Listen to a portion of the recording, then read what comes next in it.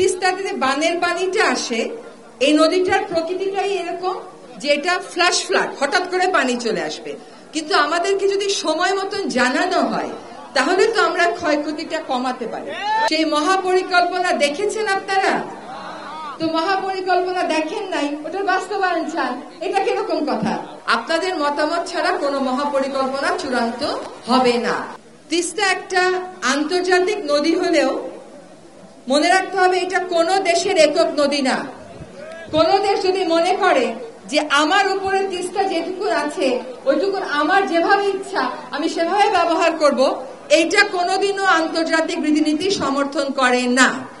এবং এই যে তিস্তার ব্যাপারটা, এইখানে আমাদেরকে চীন সাহায্য করতে এগিয়ে এসেছে। আমরা চীনের সাথে একটা চুক্তি করেছি, সেই চুক্তি দেখেছেন আপনারা?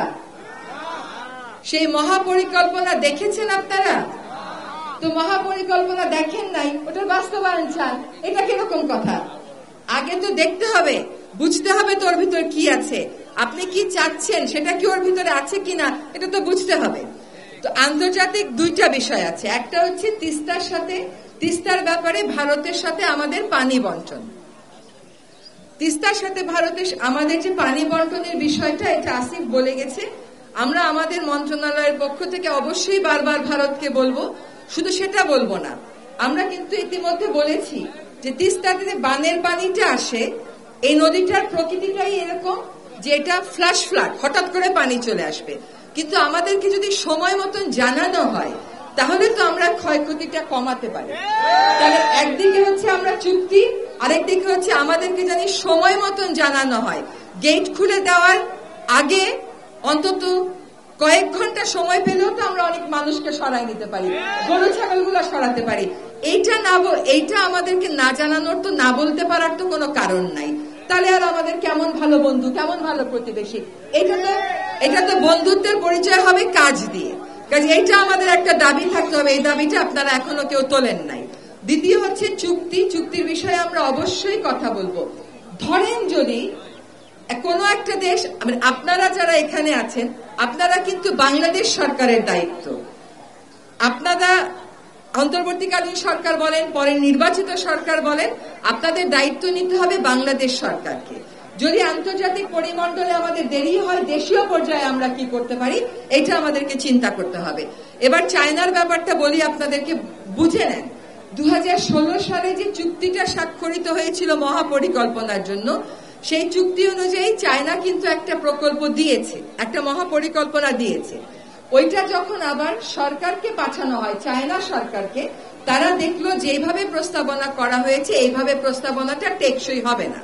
এখন চায়না আবার আমাদের কাছে 2 বছর সময় চাচ্ছে। এটা মন দিয়ে শোনেন, আমরা তাদেরকে 2 বছর সময় দিতে সম্মত হয়েছি, কিন্তু 2টা শর্ত।